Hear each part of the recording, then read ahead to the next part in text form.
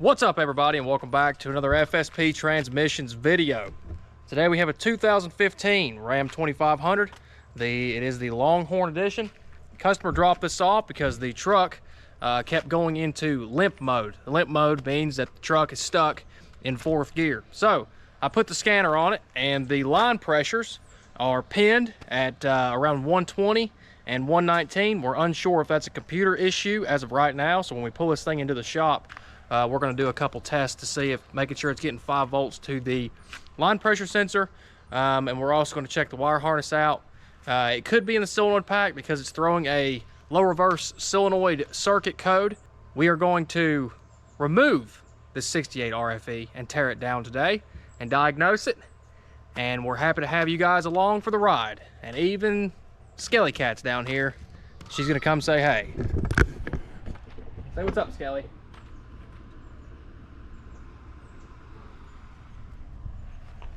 She's camera shy. Look at them tacos. Pretty good. They look good. No, they're hot today. They're hot? They give you some hot sauce? Dude, the sauce was hot the other night, cuz it lit my keister on fire. Go steal Cody's tacos. Yeah, get him. Get him, Skelly. Go away, Skelly. Go away, Skelly. You want to shout out what you're drinking? Maybe they'll sponsor us? No, I'm trying to hit them in every video. Champions. By the way, check out these cool retro bottles from Topo Chico. This one's from 1943. That's pretty cool. Oh, look, the Rat Cat's made it down too. Oh, she's camera shy. Rat Cat, say hey.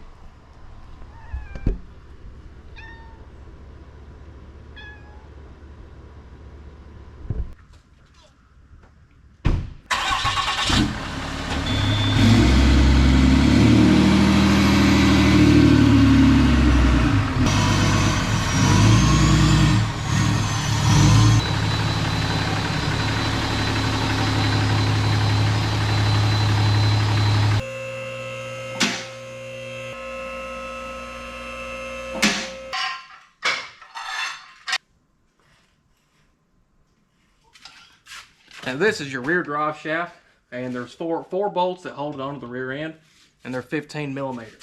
So we go and break them free with a wrench, and then we can put a gun on it and pull them the rest of the way off.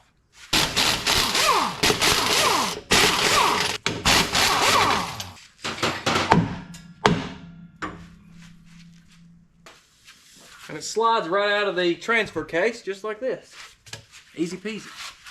I was going to record it, but yeah, so there's little tits that hold this wire harness on. You can see just like right there. And Cody goes in and uses some side dikes there, just like that. You don't pinch them where it cuts the tits. No. You just go in and lift it. I'm sure they make a specific tool for that, but that's okay. We're a little unorthodox here, but we know what we're doing.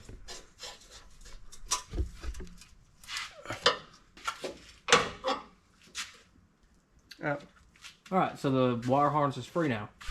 We got all the tits off the wire harness here. You want to make sure you get these off. If these do break, just go back in and put a bunch of zip ties here because you don't want this wrapping up in that front drive shaft. It's a bad day. Which I did just break one. Well, it's okay. I know how to fix it. You're so not fired yet. I know how to fix it. It's fine.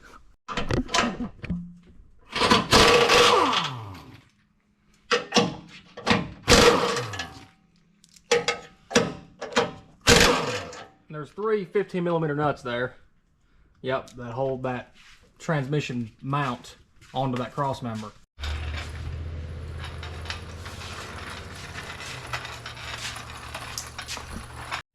The 68 RFE has kind of a weird shaped pan here. The aftermarket ones are flat on the bottom, but these stock ones have a really, it's like a dish shape to it. So this part's deeper than this part. So we stick a piece of wood up here just like this to make sure that we're jacking the transmission up at a level angle. Now you'll see this all move up once he gets on the bottom of the pan there.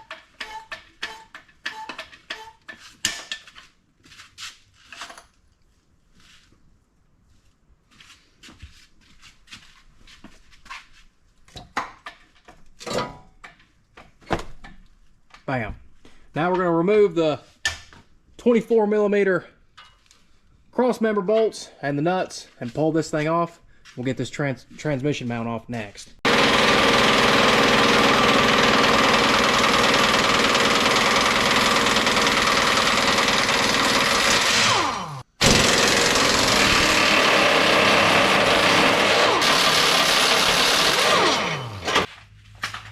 And these should just pop out. If they don't, just give them a tap with a hammer. It's not going to hurt them at all.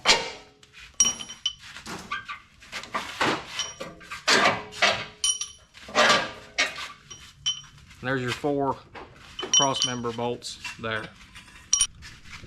So we need to beat this little, I don't know what this is called. Clip. It's like a safety clip or something. So I'll take a hammer and beat this back, and when we put it back on, I'll beat it back in. But without moving this, it's really hard to get this cross member out of here. So I'll just take a you know, a Husky hammer, BFH, whatever you want to call it. Just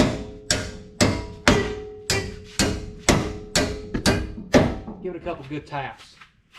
Then we can take our tuning fork here.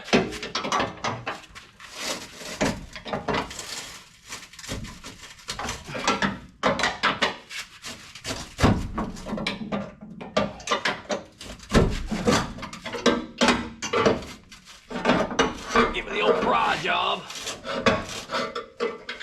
One more tip. Oh. I got it. There she is. We'll clean those surfaces up a little bit so it goes back in there a little bit smoother. That was pretty crusty. You can do that by yourself, but it is much easier with 2 people. Yeah, because you need one guy to pry behind that this way or that way, and one guy holding it. Because if that drops on your toe, it's a freaking bad day. Especially if you have safety-toed Crocs on. Yeah.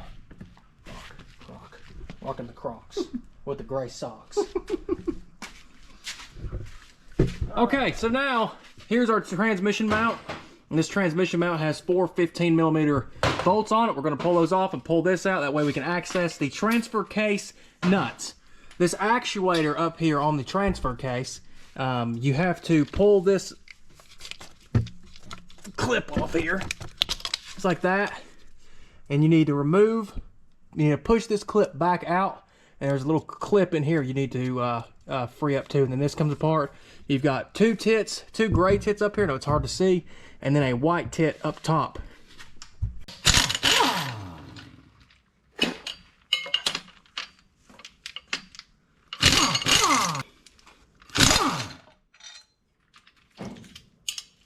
There's 6 of these nuts here, and they're 14mm. A 9/16 works just fine.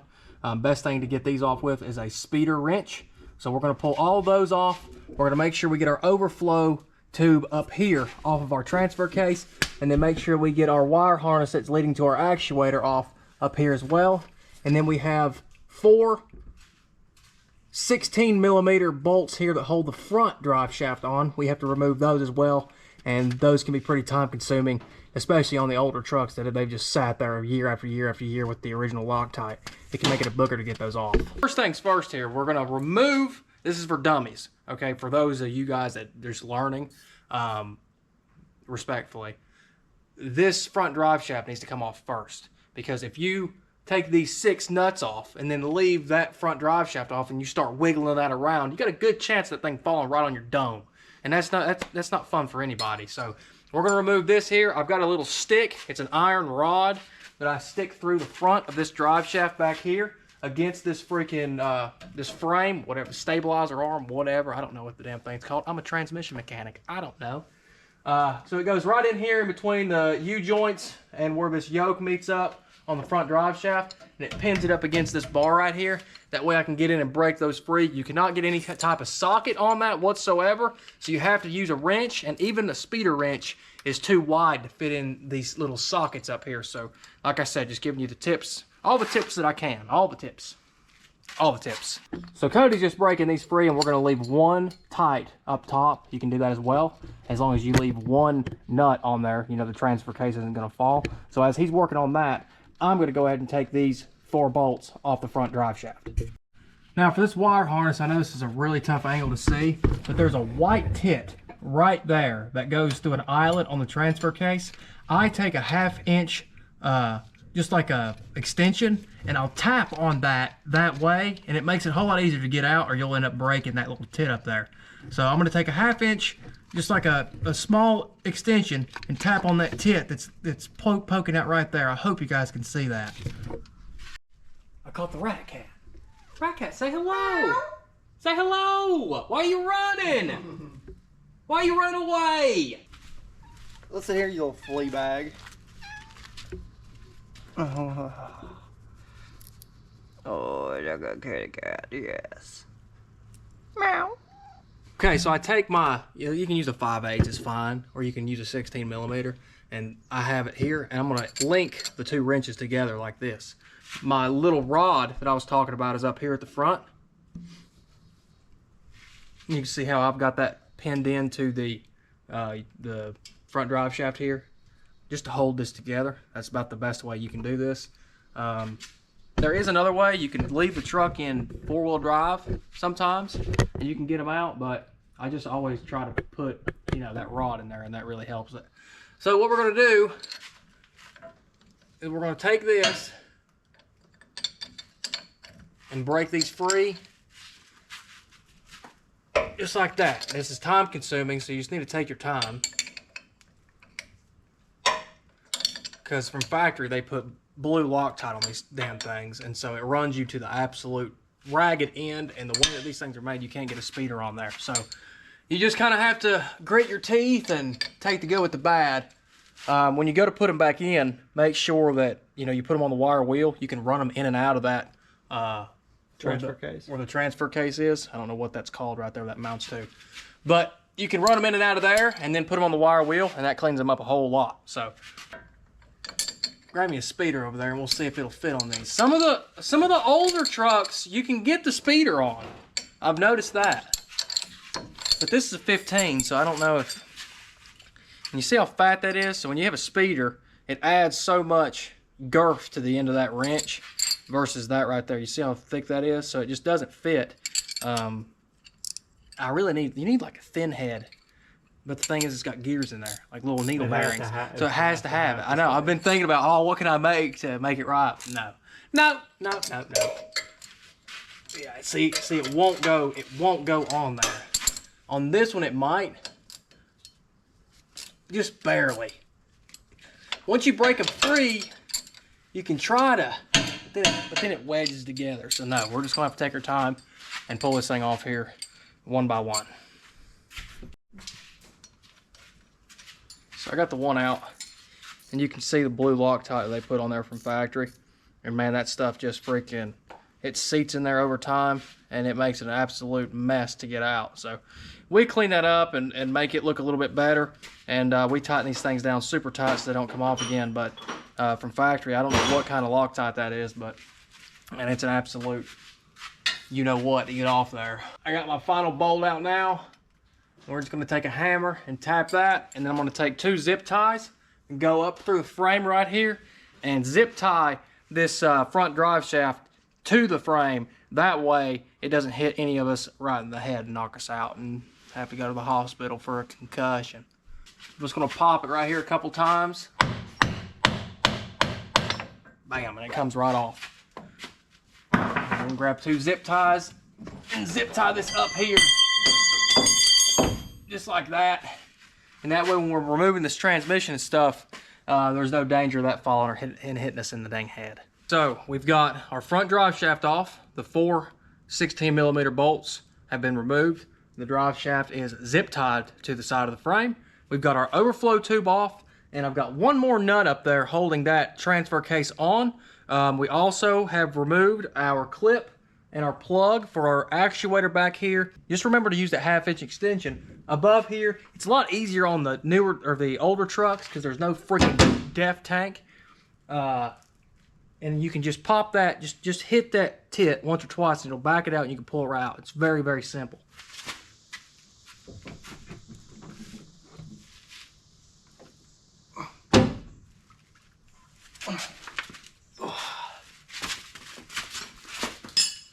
I do not advise taking that transfer case out with just one person. I don't care if you go to the gym every day, weigh 325 pounds, and are 6'9".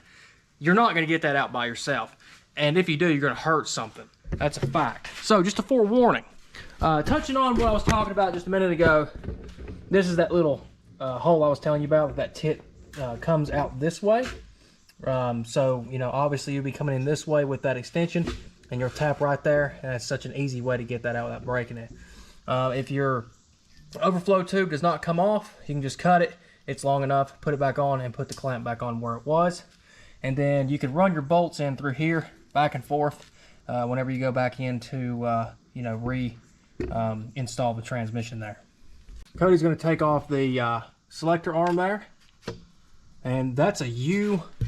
This one is a U shape right here. It's a U shape. On the earlier trucks, it's an oval, and the piece that slides in there has a couple teeth on it you've got to push back. This one's a lot easier because it just has this little clip right here that you just push down and it pulls right out. We're going to take this main wire harness off here that goes to the solenoid pack. You've got a speed sensor here. I know it's hard to see with the shadow, and a speed sensor right here. Then we're going to move over here and remove this line pressure sensor, and we're going to check this line pressure sensor here for 5 volts and make sure that's working as it should. If it's not, there's something going on with the wire harness, but I just don't think that's the case with this truck. I think it's more of a computer issue, but we will see after we change the solenoid pack out. After that, we'll move on to the converter bolts and then our cooler lines there, and we'll get this thing dropped.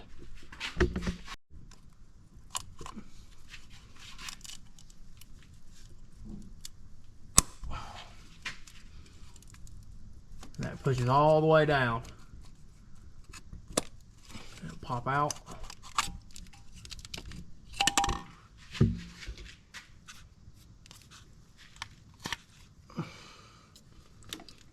Your speed sensors are easy because they just have a thumb button. You just press it down and pull back. This one is a little trickier because it has this little clip that you have to take off. I already took it off. Oh, you already got the clip off of it? Oh, okay. So you pop the red clip, the safety clip, and then you just push in with your thumb on the bottom, and it pulls right out. Just like that. Perfect. There's tits up here too that hold this wire harness on. There's 3 tits all together. One here, one there, and one in the back. We're going to pull that out and try not to break any of those tits, so that way it goes right back into the transmission case. Cody got the one for the line pressure sensor over there as well. So we're going to get this wire harness removed and off the transmission, and we'll move on to the converter. Alright, I've got my light shining up in here. You guys may not be able to see this, but there is a cover for this converter. I know this is super tight to see, but there's 2 10mm bolts up here that you've got to remove. I'm trying to get a better angle of it for you guys to see here. And you see the one bolt that I'm pointing to right there, and then there's another one down here, but that cover slides to the left, and then that exposes your torque converter bolts, and I'll show you how to get those out. So what I do for the 10mm bolts, you can try to get a small ratchet up in there, but you'll end up breaking your freaking knuckles. So I use one of these 90-degree swivels. It's a 3/8. Now I use a 1/2 inch extension like this, and I run a reducer to a 3/8. And this is my snap-on swivel head there. And then I put my short, it's got to be a short 10mm socket. I've got it here somewhere. A 10mm socket goes on here, and you can feed this up through and break those loose. It's a whole lot easier than getting a freaking little ratchet up in there and trying to break that free. Like I said, you'll end up busting your knuckles every single time. I know from experience. I'm going to get that inspection cover off in a second, but you have a second inspection cover here on the bottom of the transmission. That's an 8mm or a 5/16. Now you want to do this, you want to take the converter loose before you take this heat exchanger off, because then once you're moving this, I'll show you why in a second, because you're going to have a screwdriver to move this flex plate in here to rotate the engine. So there's the 3 8mm bolts, and that's going to expose your torque converter. See the arrow right there? That arrow has got to be pointing to the mounting point on the torque converter. When that arrow is directly aligned, there we go, see that arrow right there? When that arrow is directly aligned with this mounting point on the torque converter, the bolt up top, and wow, that flex plate is hot. It's really hot. Wow, torque converter has definitely failed in this thing. when that arrow is pointing at the mountain foot, you have a bolt exposed at the top up here where we're going to take our other, where we're going to take our bolts off at. But you got to get a screwdriver right here, and you kind of walk this along, and I'll show you what I'm talking about in just a second. So I'm going to feed this thing. I'm going to feed this thing up and just break these bolts free for that cover. So I'm just going to break them free, and then that cover will just slide over to the left. You can leave your bolts in there until you're ready to reinstall. These are pretty easy to get out. We're just going to pop that one free. And you see how it pops? So if you put a small 1/4-inch ratchet on that, you're going to bust the dick out of your knuckles. Okay, now you can see that that cover is over to the left. So now I'm going to show you how to rotate this engine. Cody, grab our screwdriver over here, screw and driver. And he's going to show you how to rotate this around. Well, do you want me to go all the way around, or do you want me to just move that? Just go it to the, we're going to go the opposite way we normally do here, just to get it lined up. Now, that arrow is pointing to that mounting point. Man, that is scalding hot. Wow, you could cook an egg on that. That arrow is pointing to that mounting point on the torque converter. Let's walk back here. Now, you can see that torque converter bolt is now exposed. So now we have to get our 1/2-inch extension up into there and break all 6 of those free. This is very time consuming, and if you're not careful, you can round those bolts off, and that is a bad, bad day. So now on your normal sockets, you can see this. See, this is kind of dished, how it kind of like gradually goes down into the socket itself. I've ground down an 18mm flat. That way there's no chamfer there. That way when this thing goes on, it's fully locked onto the bolt. Just a little closer look there. And you can see how that one is just chamfered at the top. And so this will round that bolt out if you're not careful. You just have to take your time with this stuff. And once you break it free, you can put your impact on there and pull it out. But you don't just want to put the gun on there and start just going at it, because then you're going to freaking round the bolt out. And somebody's going to get fired. Or somebody's going to get cussed out, one of the two. You can get these at Harbor Freight. See, this doesn't go all the way to the side, and so you have a whole lot more control of this swivel.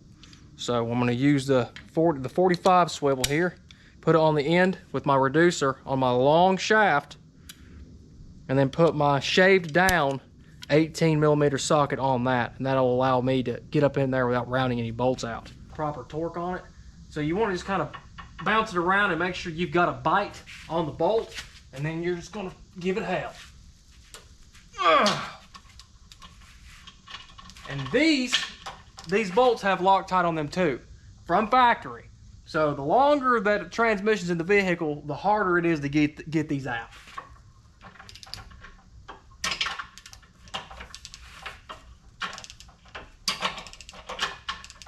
All right, grab my gun over there, cut it with a 1/2-inch drive.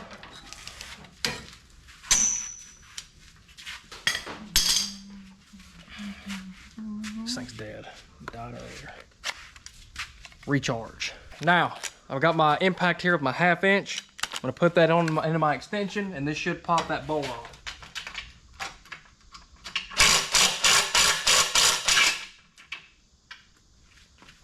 Bolt is extremely hot. Wow. You can see the Loctite there on that bolt, and the longer those things sit in there, the harder it is to get out. Some of these are short and some of these are long, but this is an 18mm. There's no other size. 18mm. Shave down the socket, make sure it's flat, that way you get a good bite onto that bolt there. Save you a headache.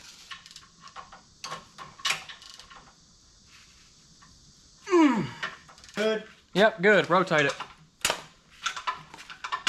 And again, you guys can see right there, that Loctite. Oh, that's a bad day, brother. Oh, yeah. So if you've got a triple disc billet converter, typically the rotations, let's say on average, you're grabbing 3 teeth with the screwdriver. You're around 12 to 13, anywhere in between there. So if you're doing this by yourself, go 11 or 12 clicks, you know, with 3 teeth on the flex plate. Come back over, look where your bolt is. And you can also feel with your hand while you're rotating that over, but you don't want to get your finger caught in between the bolt and the engine block there, because you'll smash the dick out of your finger and it's a bad day. All right, we got our 6 bolts out of our torque converter there. It was a little painful because the bolts were so dang hot. Once you get those bolts out, you're going to go in behind the converter here and pry it into the transmission. That way you know that that converter is not stuck in the journal of the crank. So when you remove the transmission, the torque converter doesn't get stuck in the engine, and you remove the transmission, then the torque converter is just barely hanging on, sitting there in freaking suspended animation, ready to knock somebody in the teeth. Yep. Because it will fall right on your toes. Yeah, or your head. Yeah. And you're dead. Then you're clunked in the head and covered in tranny fluid, which is not a good day for anybody. And you can't differentiate the tranny fluid from the blood. All right, so now, see, we've been up in here messing with this torque converter here. So if we would have took this off, we would have been getting drenched in fluid. So you always wait till the last bit removing your transmission before you remove this heat exchanger or these cooler lines. Because every time you turn the flywheel, it pushes the fluid through the line. That too. And so it pumps it through the system. Yeah, and it's gonna drench it out. And so if you wait till you're done with that, you pour this out, it drains out, and then you ain't got to worry about it. You're not making a mess, and you're not getting filthy, even though we're filthy anyway. It doesn't really matter. I'm about covered in sweat. Yeah. It's about 110 degrees in here. There's a bolt here that's 10 millimeter for your dipstick. We're going to remove that. Cody's going to remove the bracket that holds on the heat exchanger. That's 13 millimeter as well. And now we've got these 2 clips here that, I don't know, they're like retaining clips to keep the clips inside. I don't know how to really explain that. That's pretty much what they are. Plastic, they're plastic caps that go over the fittings. And there's little clips in here that you got to remove. So we take a screwdriver and pry those out. And I've seen these come in where people have beat and banged and pried on them. And sometimes they're melted. Yeah. You know if your tranny fluid gets hot enough to melt plastic retainers, then it's probably toast. So we're going to get a bucket here and put this bucket up under here.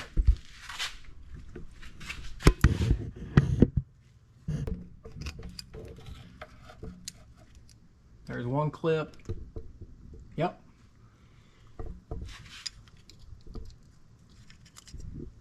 There's your 2 clips. Okay. Let me rotate the foot of this the foot of this tranny jack.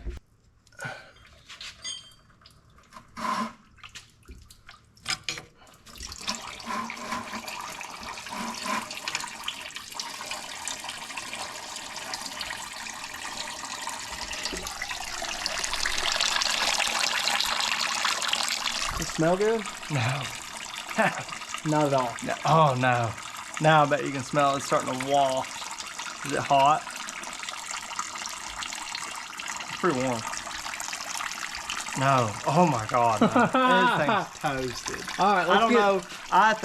Personally, I think they tried to change the fluid in it to see if it worked. Like it's black, but it isn't as black as it smells. What's brown? Yeah. I mean, that's not as dark as you would expect it to be, though. I've seen them darker than that. Yeah, like motor oil. Yeah. All right, what we're going to do is remove this bolt for our dipstick and then get our converter bolts free here.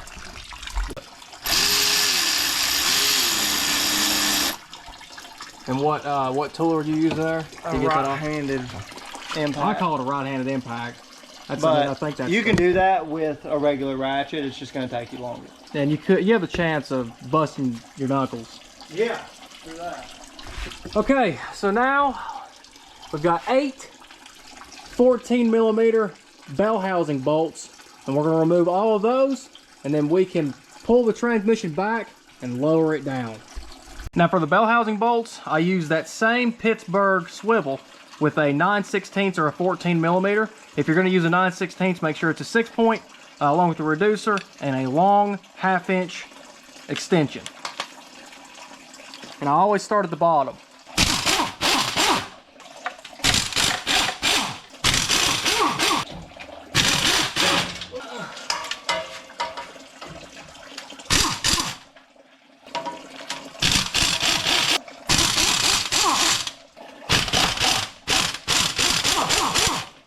Alright, our wire harness is free.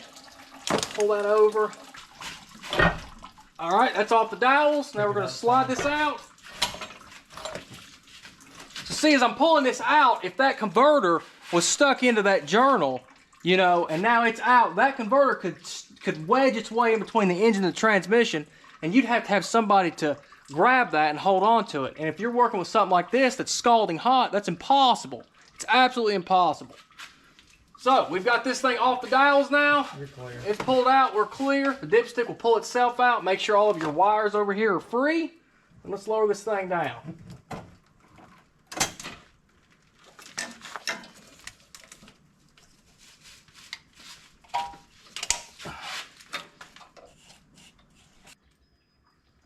This thing's been sitting a while. There's a mud dauber's nest on top of the tranny. They're cooked now. Yeah, they're freaking fried cabbage cooked. Fried cabbage. Oh yeah. There's no way you're gonna be able to pull that converter right now. There ain't a snowball's chance in hell he can pull that converter out right now. Dude, this converter is 1,000 degrees. Yeah, I told you you're not gonna pull that right now. That is 1,000 degrees, bro. There's no way you can pull that right now. The bell housing bolts were hot. I've never felt them even be warm. This is tough. I'm gonna have to roll this over to the table and pull it out onto the table. So we'll seat that back in. All right, guys, congratulations. You just removed your first 68 RFE out of your Ram Cummins pickup truck. Now, if you have any questions about this job, feel free to add me on Instagram and shoot me a DM. Just let me know you found me on YouTube. But we've got this 68 RFE removed now, and we're going to cut this video. If you want to see part 2 and want to see what happened to this transmission and what we're going to do to fix this transmission, I'm going to put that as a related video you can click on right here at the top of the screen, where you can go right to there and continue watching this same ordeal we've got going on with this 2015 Ram. But again, guys, thank you for watching, and congratulations on removing your first ever 68 RFE transmission. If you want to see more videos like this, don't forget to subscribe to the FSP Transmissions YouTube channel.